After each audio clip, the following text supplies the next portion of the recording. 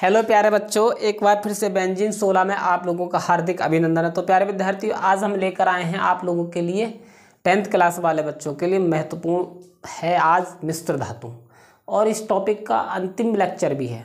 बात आई समझ में? तो सबसे पहले तो मैं आप सभी लोगों के लिए छोटी दीपावली की सभी के लिए बहुत बहुत बधाई देना चाहता हूँ। आज छोटी दीपावली है, आप लोगों के लिए पटाखों की आवाज़ भी आने वाली है थोड़ी बहुत देर बाद। ठीक है, एक दो उनकी आवाज़ आएगी, आप लोग को समझ जाना कि दीपावली है। बात आई समझ में?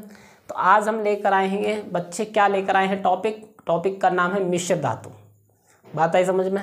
तो प्यारे बच्चों, एक बात हमेशा याद रखना, क्या कि ना तकलीफ ना परेशानी तो खाक मजा है जीने में। अच्छे अच्छे आंधी और तूफान थम जाते हैं जब आग लगी हो सीने में। तो मेरे बच्चों, आप लोगों को तो अपने सीने में आग लगानी है पढ़ाई के प्रति। इतनी मेहनत कीजिएगा कि अपना वक्त ही बदल दीजिएगा। आता है समझ में? तो देखिएगा, तो हेडिंग डालेगा क्या? मिश्र धातु। समझे बच्चों? क्या डालेंगे हेडिंग? मिश्र धातु। मिश्र धातु, और मिश्र धातु को क्या बोलते हैं? Alloy, ALOYS, Alois. इंग्लिश में क्या बोलते हैं? एलॉयस। ठीक है। अच्छा, मिश्र धातु किसे कहते हैं? मिश्र धातु कहते हैं बच्चों, मिश्र धातु कहते हैं हम कि दो या दो से अधिक धातुओं से मिलकर जो पदार्थ बनता है उसी को बोलते हैं मिश्र धातु। बात है समझ में? अब इसकी परिभाषा क्या रहेगी? दो या दो से अधिक पदार्थों को गलित अवस्था में मिलाकर जो पदार्थ प्राप्त होता है उस पदार्थ को मिश्र धातु कहते हैं। समझे या नहीं समझे? क्या लिखेंगे? दो या दो से अधिक। हालांकि इसकी परिभाषा पूछी नहीं जाती, कोई आवश्यकता है भी नहीं परिभाषा की। समझे? मैं आप लोग सुन लीजिएगा कि दो या दो से अधिक धातुओं को गलित अवस्था में मिलाने से जो पदार्थ प्राप्त होता है उसी को बोलते हैं मिश्र धातु। समझे नहीं समझे? कुछ मिश्र धातु प्यारे बच्चों बहुत महत्वपूर्ण होती हैं जो दैनिक जीवन में उनका उपयोग होता है। जैसे कि सबसे पहली धातु, उसी में से सबसे पहली धातु का अगर नाम लेंगे हम तो क्या है? मुद्रा धातु। समझे या नहीं समझे? तो सबसे पहले तो लिखेंगे, हम एक सारणी बनाएंगे, महत्वपूर्ण सारणी है कि मिश्र धातु, ठीक है, और संगठन, और फिर उनके उपयोग। इधर लिखेंगे क्या? मिश्र धातु, मिश्र धातु। इधर लिखेंगे क्या? संगठन। क्या लिखेंगे? संगठन। इधर क्या लिखेंगे बच्चों? उपयोग। समझे या नहीं समझे? क्या लिखेंगे? उपयोग। बात आई समझ में? ठीक है प्यारे बच्चों, संगठन इस प्रकार से आप लोग, उपयोग इस प्रकार बना लेंगे। ठीक है साहब, इस प्रकार हमने सारणी बना ली। नंबर 1 लिखिएगा क्या? नंबर 1 पे लिखेंगे बच्चों क्या? मुद्रा धातु। क्या? मुद्रा धातु। अब देखिएगा कि मुद्रा धातु में क्या क्या होता है। मुद्रा धातु में होता क्या क्या है वो आपको देखना है। बात आई समझ में बच्चों? मुद्रा धातु में होता क्या क्या है वो देखिएगा। ठीक है, तो देखिएगा प्यारे विद्यार्थियों, इसमें कॉपर होती है कितनी? कॉपर होती है बच्चों 85%। ठीक है, और टिन होती है कितनी? 13%। ठीक है, और फास्फोरस होती है 2%। ठीक है जी। और इसका उपयोग किस में होता है? मुद्रा बनाने में कि रुपयों के उपयोग में? सिक्का बनाने में। क्या? सिक्का बनाने में। सिक्का या मुद्रा, सिक्का या मुद्रा बनाने में। मुद्रा के बनाने में। बे ने आ ने ए, बनाने में। बात आई समझ में? नंबर 2 देखिएगा। नंबर 2 प्यारे बच्चों, नंबर 2 बहुत महत्वपूर्ण है भाई। नंबर 2 क्या है बच्चों? नंबर 2 है आपका क्या? नंबर 2 है कांसा। क्या है? कांसा का उपयोग किस में होता है? कांसा। ठीक है, इसी को बोलते हैं क्या? ब्रॉन्ज। क्या बोलते हैं? ब्रॉन्ज मेडल जो बोलते हैं। ब्रॉन्ज मेडल देखा है ना आपको? तो ब्रॉन्ज मेडल का उपयोग कहाँ पर होता है वो देखिएगा। ठीक है जी, ब्रॉन्ज मेडल का उपयोग कहाँ पर होता है वो देखिएगा। इसकी जो ट्रिक होती है, ट्रिक भी बताएंगे आपको। अब देखिएगा ट्रिक क्या होती है। इसकी ट्रिक होती है कटक। क्या होती है इसकी ट्रिक? कटक। क्या होती है बच्चों? कटक। क्या होती है? कटक। कैसे क्या होता है? कैसे होता है बच्चों? क्या? कॉपर। या कैसे होता है? कांसा। टैसे क्या होता है? टैसे होता है बच्चों टिन। ठीक है जी। और टिन कितने प्रतिशत पाई जाती है प्यारे बच्चों? 12%। और कैसे क्या होता है इससे? इसी से होता है कॉपर। और कॉपर पाई जाती है 88%। बात है समझ में? ये ट्रिक समझ में आई या नहीं? नोट कर लीजिएगा, मैं इसको रब करूँगा फिर। कटक इसकी ट्रिक होती है। और इसमें क्या क्या होता है बच्चों? टिन। टिन होती है कितनी? कॉपर होती है, सबसे पहले लिखेंगे कॉपर 88%। और टिन कितनी होती है? टिन क्या होता है? TI। टिन होती है कितनी? 12%। बात आई समझ में? हमने इसकी ट्रिक बताई कटक। कैसे कांसा। कैसे कांसा। टी से टिन कितनी? 12%। और कैसे क्या? कॉपर। कॉपर कितनी? 88%। याद रहेगी। तो इसे क्या है? कांसा। समझे या नहीं समझे? अब कांसा किस काम में आता है वो देखिएगा। ठीक है। बर्तन तथा मूर्तियों के बनाने में क्या लिखेंगे? बर्तन तथा मूर्तियों के बनाने में बात आई समझ? बर्तन तथा मूर्तियों के बनाने में ये पूछा जा सकता है कि मूर्तियाँ किससे बनाई जाती हैं? कांसा से। ठीक है। मुद्रा किससे बनाई जाती हैं? सिक्का धातु, मुद्रा धातु से। और मुद्रा धातु का क्या होता है? हमारा मिश्र धातु संगठन क्या होता है? ये होता है। इस प्रकार से आगे देखिएगा तो नंबर 3 देखिएगा बच्चों, इसको हम रब कर रहे हैं अब। और नंबर 3 देखिएगा पीतल। क्या लिखेंगे? पीतल। नंबर 3 लिखेंगे पीतल। ठीक है। पीतल की एक ट्रिक होती है। क्या होती है? पिताजी। क्या होती है बच्चों? पिताजी। क्या है ट्रिक? पिताजी। पी से क्या है? पीतल। पी से क्या हो जाएगा? पी से क्या हो जाएगा बच्चों? पीतल। बात है। पी इधर की मान लो ना आप लोग, भाई इतना तो चलता है ना। पी इधर की मान लो, पीतल। ता से क्या हो गया? तांबा। क्या हो गया बच्चों? तांबा। आता है समझ में? तांबा कितना प्रतिशत होता है? तांबा मतलब Cu। तांबा कितना होता है? 70%। बात आई समझ में? और जी से क्या होता है बच्चों? जिंक। जी से क्या होता है? जिंक। जिंक क्या रहता है? Zn। और Zn कितना होता है बच्चों? 30%। बात आई समझ में या नहीं आई है? तो ये क्या है?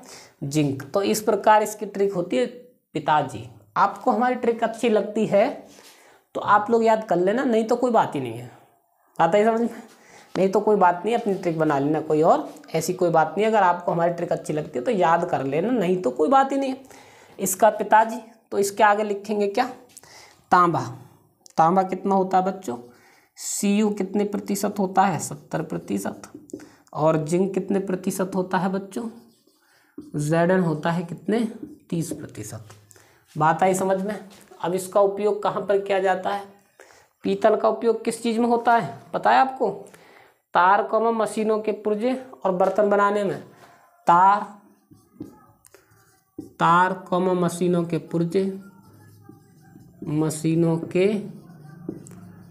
पुर्जे, व बर्तन बनाने में,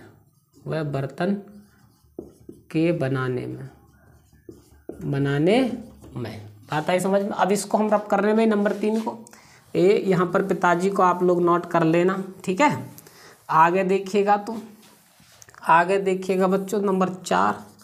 और नंबर 4 पे क्या है जी? नंबर 4 पे बताएंगे हम आपको क्या? German silver.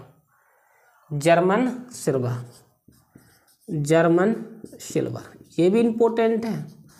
जर्मन सिल्वर का एक बहुविकल्प बहुत आता है कि बताओ जर्मन सिल्वर का में मिश्रण किस किस का होता है। जर्मन सिल्वर में मिश्रण किस किस का होता है, इसको बहुत पूछते हैं। तो जर्मन सिल्वर की एक ट्रिक है हमारे पास, कजन।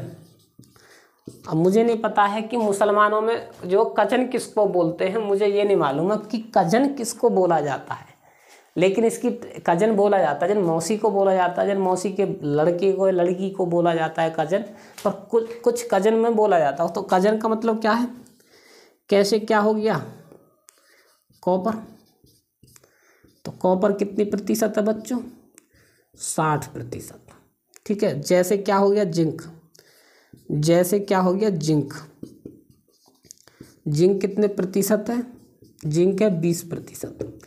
न से क्या हो गया बच्चों निकिल, क्या हो गया निकिल, निकिल कितने प्रतिशत है, Na कितने प्रतिशत है 20%। बात आई समझ में, आनी आई है। तो आगे क्या लिखेंगे, कॉपर, कॉपर कितने प्रतिशत लिखेंगे 60%। ठीक है। आगे क्या लिखेंगे बच्चों, आगे लिखेंगे जी जिंक, जिंक कितने प्रतिशत है 20%। आगे क्या लिखेंगे बच्चों निकिल, निकिल कितने प्रतिशत है 20%। बात आई समझ में। इसकी ट्रिक क्या है बच्चों, कजन, कजन ट्रिक है। बात समझे या नहीं समझे। अब कजन ट्रिक है इसकी, कैसे क्या है, कॉपर जैसे क्या जिंक है और न से क्या निकिल है, समझे या नहीं समझे। और ये किसके काम आती है, मूर्ति या बर्तन के निर्माण में, मूर्ति, मूर्ति, मूर्तियाँ व बर्तन बनाने में, बर्तन बनाने में। बात आई समझ में, मूर्तियाँ व बर्तन के निर्माण में, समझे या नहीं समझे। नंबर आगे देखिएगा तो बच्चों गन मेटल, क्या लिखेंगे आगे, गन मेटल। ठीक है साहब।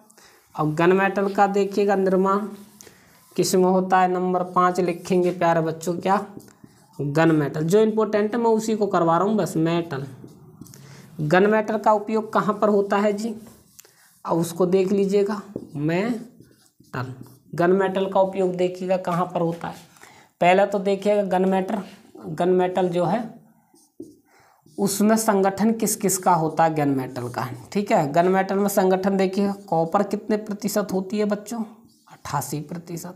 बात है समझ में, कॉपर कितने प्रतिशत होती है 88%, समझे या नहीं समझे। और टिन कितने प्रतिशत होती है, एशन, एशन होती है बच्चों 10%। बात है समझ में। और कॉमा लगाइएगा, जिंक कितने प्रतिशत होती है 2%, समझे या नहीं समझे। और इसका उपयोग कहाँ पर होता है, बर्तन बनाने में। क्या होता है, गन मेटल का, अरे नहीं नहीं नहीं, गन मेटल का तो बंदूक बनाने में, कारतूसों के निर्माण में, बंदूक, बंदूक व कारतूसों, कारतूसों के निर्माण में, निर्माण में, कारतूसों के निर्माण में। बात आई समझ में। नंबर 6 देखिएगा बच्चों, ड्यूरेलुमीन, क्या ड्यूरेलुमीन,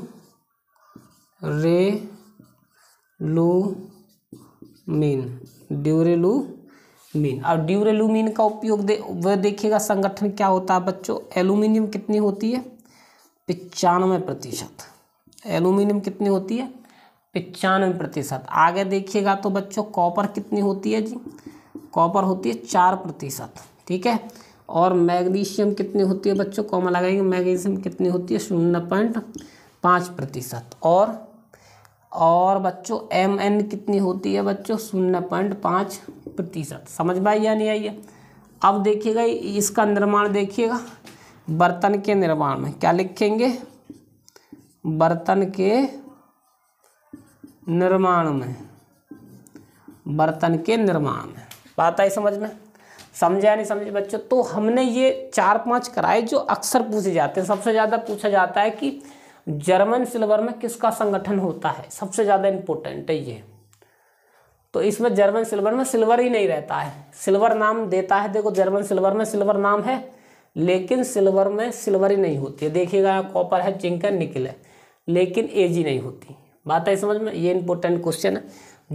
जर्मन सिल्वर में जर्मन सिल्वर में सिल्वर ही नहीं रहता है।